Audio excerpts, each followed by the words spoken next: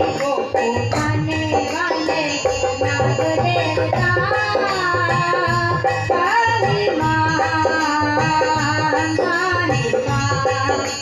शीश से पृथ्वी को उठाने वाले नाग देवता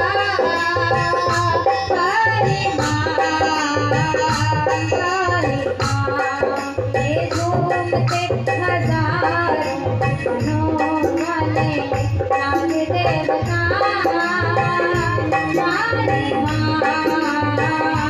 हमारी माँ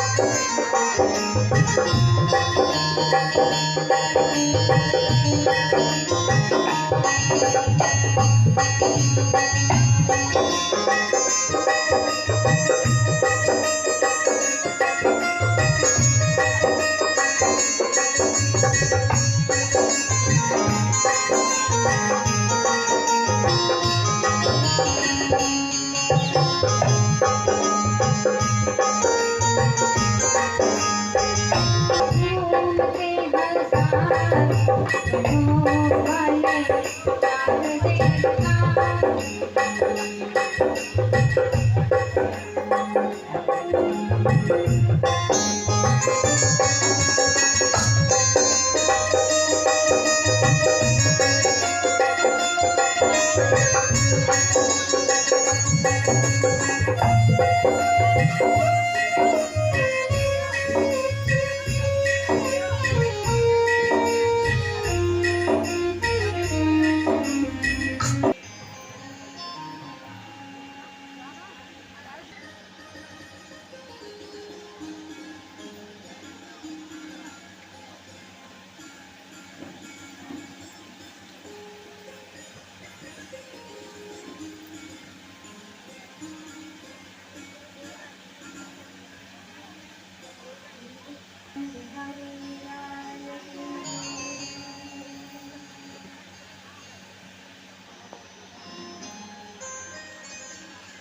श्रद्धेय सद्गुरुदेव भगवान की जय।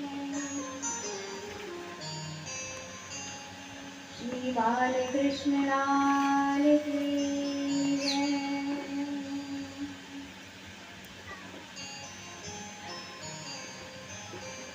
श्री सुखदेव जी भगवान की जय। श्री व्यास जी भगवान की जय।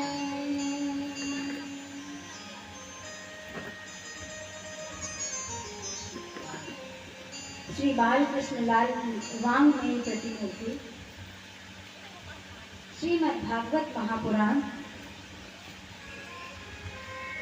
विराजमान विद्युत वरेण्यम श्रोति स्नेहमय भक्तिमय आदरणीय मातृशक्ति परमपिता की विशेष कृपा, राधा और माधव की विशेष अनुकंपा, विशिष्ट कृपा के परिस्वरूप हमारे यजमान जो इस कथा के आयोजक हैं, उनके संपूर्ण परिवार एवं हम सभी परम भाग्यशाली हैं जो हम आज मां नर्मदा के चरणों में श्रीमद् भागवत महापुराण के सप्तदिवसीय समारोह के तृतीय दिवस में प्रवेश कर रहे हैं। बोलिए श्री गजानन महाराज की जय। बोलिए श्री अंजनी लाल महावीर भगवान की जय। जय जय श्री राधे, जय जय श्री राधे, जय जय श्री राधे श्याम।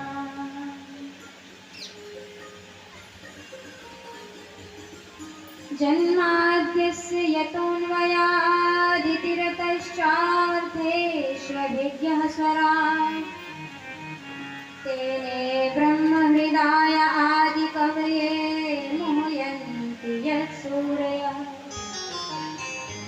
तेजो वारिमृदां यथा विनिमये यत्र त्रिसर्गो मृषा धाम्ना स्वेन सदा निरस्तकुहकं सत्यं परं धीमहि, सत्यं परं धीमहि। धर्मः प्रोचित केतगोत्र परमो निर्मत्सराणां सता वेद्या वास्तवमत्र वस्तु शिवतं तापत्रयोन्मूलनम्। श्रीमद्भागवते महामुनिकृते किं वा परेरीश्वरः सद्यो हृद्यवरुध्यते कृतभिः शुश्रूषभेस्तर्षणा। निगमं कल्पतरोर्गलितं फलं शुकमुखादमृतद्रवसंयुतं पिबत भागवतं रसमालयम्। मुहुरहो रसिका भुवि भावुकाः।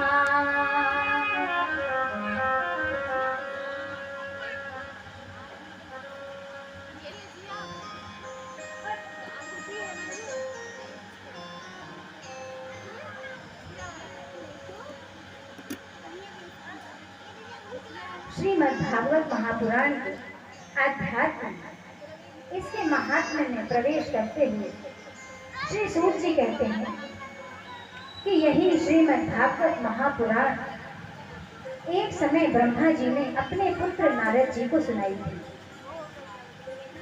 उस समय नारद जी को केवल 4 श्लोक, सप्त श्लोकी, जिसे 4 श्लोकों की भागवत कहते हैं, चतुर श्लोकी भागवत उन्हें आती थी, परंतु 7 दिवसीय भागवत जी का श्रवण उन्होंने सनत कुमारों से किया। श्री शौनकादि ऋषि कहते हैं कि सनत कुमार जी नारद जी को कहाँ पर मिल गए? वे तो हिमालय पर्वत पर रहते हैं, और नारद जी से उनकी मुलाकात कैसे हो गई? तब श्री सूत जी श्री शौनक जी को बताते हैं कि एक बार नारद जी का मन पृथ्वी लोक में भ्रमण करने का हुआ। उन्होंने सोचा, जिस धरती पर मेरे प्रभु ने जन्म लिया है, अपनी लीलाएं की हैं, उस पृथ्वी पर जाकर देखूं तो आजकल सभी लोग किस तरह अपना जीवन व्यतीत कर रहे हैं, परंतु यहाँ आने पर उन्हें अशांति ही अशांति दिखी। सारी पृथ्वी लोक में काम, क्रोध, लोभ, मोह, हिंसा, व्याभिचार, अनीति ही अनीति सारी धरती में उन्हें दिखाई दी। तीर्थ लोकों में गए, तीर्थ में जाके भी उन्हें शांति न मिली, गृहस्थों के घर में जाकर भी उन्हें शांति न मिली। बड़े विचार करते हुए वे वापस अपने धाम को जाने लगे। तभी उन्हें याद आया कि वृंदावन में मेरे प्रभु ने अपनी लीलाएं की थी, जरा वृंदावन में जाकर दर्शन करके तो आऊं। वृंदावन में भगवान का जो लीलाएं हैं, उन लीलाओं के अनुसार अभी भी वृंदावन वैसा ही है कि कुछ वहां पर परिवर्तन हुआ। जैसे कि वृंदावन में वे पहुंचे, एक स्त्री, बहुत सुंदर युवती बैठी हुई रो रही थी, और उनके पैरों में 2 वृद्ध बालक जो कि वृद्ध की भांति दिख रहे थे, मूर्छित अवस्था में पड़े हुए थे।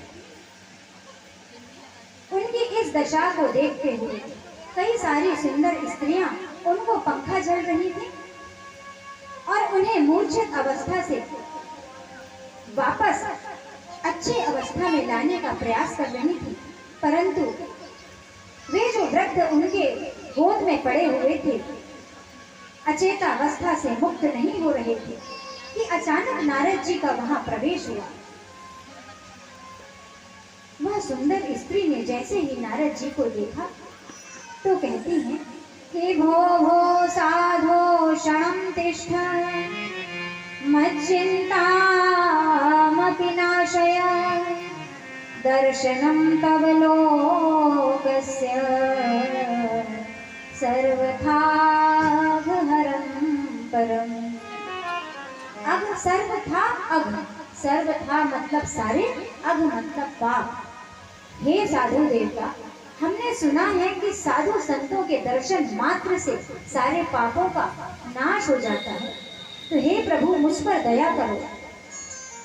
मेरी गोद में पड़े हुए ये वृद्ध बालक हैं, इन्हें मूर्छित अवस्था से आप जीवित अवस्था में लाने का प्रयास कर दे प्रभु, मेरे ऊपर आपकी बड़ी कृपा होगी। नारद जी तो पहले किसी से बात नहीं करते, परंतु उस स्त्री की दयनीय दशा देखकर उन्होंने पूछा कि कासित्वं का विमोचेम नार्यः काः पद्मलोचना वद देवी सविस्तारं स्वस्य दुःखस्य कारणम्। हे देवी, आप कौन हैं और आपके पास आजू बाजू ये सुंदर कमल नेत्रों वाली स्त्रियां जो पंखा झल रही हैं, ये कौन है? और ये दोनों जो वृद्ध आपकी गोद में पड़े हुए हैं, ये कौन है? उन्होंने कहा कि अहम भक्तिरिति ख्याता इमौ मे तनियो मतो ज्ञान वैराग्य नामानो कालयोगेन जर्जरो। मैं इस संसार में भक्ति नाम से विख्यात हूँ हे साधुदेव, और ये दो जो बालक मेरी गोद में पड़े हैं ये मेरे बेटे हैं। एक का नाम ज्ञान, एक का नाम वैराग्य है। और ये जो स्त्रियां पंखा झल रही हैं ये बड़े बड़े तीर्थ हैं, बड़ी बड़ी नदियां हैं। गंगा द्या सरितश्चेमा मत्सेवार्थम समागताः। सारी नदियां और तीर्थ आगे ज्ञान वैराग्य को जगाने का प्रयास कर रहे हैं, परंतु वे जागृत अवस्था में नहीं आ रहे। आप ही बताइए क्या करें। नारद जी ने ध्यान लगाया और कहा, आप भक्ति महारानी हैं, आप तो मेरे प्रभु की प्रिया है महारानी। आप भूल गई कि आपका ये हाल क्यों हो रहा है। ज्ञान वैराग्य एकमात्र कलयुग के आने के कारण इस अवस्था को प्राप्त हुए हैं, क्योंकि कलयुग के आने पर ना तो ज्ञान संसार में रहेगा ना तो वैराग्य रहेगा। कलयुग के दोषों के कारण ज्ञान वैराग्य की ये स्थिति हुई है। परंतु हे भक्ति माता, आप बिल्कुल चिंता ना करें कि वृथा खेद यसे बाले अहो चिंता तुरा कथम श्री कृष्ण चरणाम्बुजं स्मर दुखम गमेष्यति। आप एकमात्र भगवान श्री कृष्ण के चरणों का ध्यान कीजिए माता, आपके सारे दुखों का नाश हो जाएगा। आप चिंता क्यों करती हैं? वृथा खेद यसे बाले, आप व्यर्थ में चिंता कर रही हैं। आप अपने आप को नहीं पहचानती, क्योंकि त्वं तु भक्ति रीति ख्याता। आप इस संसार में भक्ति नाम से प्रसिद्ध हैं। त्वं तु भक्ति प्रिया तस्य सततं प्राणतोधिका त्वया हूतस्तु भगवान ज्ञाति नीच ग्रहेष्यति। जहाँ पर आप रहती हैं माता, वहाँ पर भगवान को अपना धाम छोड़ के आना पड़ता है, यह आप नहीं जानती। त्वं तु भक्ति प्रिया तस्य सततं प्राणतोधिका। आप मेरे प्रभु की प्राण प्रिया है माता। आप जहाँ भी रहती हैं वहाँ पर भगवान पीछे पीछे खिंचे हुए चले आते हैं। आप अपने रूप को भूल गई, आप अपने गुणों को भूल गई माँ। आप इस तरह रो रही हैं। नारद जी उनके चरणों में गिर पड़े, कहा, हे भक्ति महारानी, मैं आपको प्रणाम करता हूँ। बड़े बड़े जो भी साधु संत त्वया हूतस्तु भगवान ज्ञाति नीच ग्रहेष्यति। जितने भी निम्न लोगों का घर हो, चाहे वह रैदास का घर हो, चाहे तुकाराम का घर हो, चाहे नरसिंह मेहता का घर हो, किसी भी जाति के लोग हों, परंतु यदि वहां पर उनके हृदय में, उनके घर में भक्ति ने वास किया है तो इतिहास जानता है वहां पर भगवान को साक्षात आना पड़ा है, प्रकट होना पड़ा है। इसलिए श्री नारद जी भक्ति महारानी को कहते हैं, हे भक्ति माता, मैं आपको वचन देता हूँ कि मैं आपका प्रचार घर घर में करूँगा, आपके नाम को जन जन में पहुँचाऊँगा। तो भक्ति महारानी कहती हैं कि जयति जगति मायां यस्य काया धवस्ते, जगति जयति मायां यस्य काया धवस्ते, वचन रचन मेकं केवलं चाकलव्य, वचन रचन मेकं केवलं चाकलव्य, जयति जगति मायां यस्य काया धवस्ते, वचन रचन मेकं केवलं चाकलव्य, ध्रुव पदमपि यातो यत्र पातो ध्रुवोऽयं, सकल कुशल पात्रं ब्रह्मपुत्रं नतास्मि, जयति जगति मायां यस्य काया धवस्ते। जयति जगति माया यस्य काया नमस्ते। श्री भक्ति महारानी कहती हैं, हे नारद जी, आप वही है ना जिनके दर्शन से, जिनके एक बार का उपदेश धारण कर कर भक्त प्रहलाद, कयाधु पुत्र भक्त प्रहलाद ने भगवत प्राप्ति कर ली थी, जिनके उपदेश को धारण करके बालक ध्रुव ने उस पद को प्राप्त किया जहां बड़े बड़े लोग भी ना पहुंच सके, उस पद को प्राप्त कर लिया कि उस छोटे से बालक ने उस वर ब्रह्म परमेश्वर यानी पालक को प्राप्त कर लिया। नारद जी को बारंबार प्रणाम करती हुई भक्ति महारानी कहती हैं, हे प्रभु, आप मेरे इन बच्चों को जागृत करने का प्रयास कीजिए। नारद जी ने उनके दोनों बच्चों के कानों में गीता पढ़ी, उपनिषद के श्लोक पढ़े, वेद पुराण सब पढ़कर जैसे ही वे मंत्रों का उच्चारण करते, ज्ञान वैराग्य को थोड़ा सा होश आता, वापस वे मूर्छित होकर गिर जाते। उसी समय आकाशवाणी हुई, हे नारद जी, आप सत्कर्म कीजिए।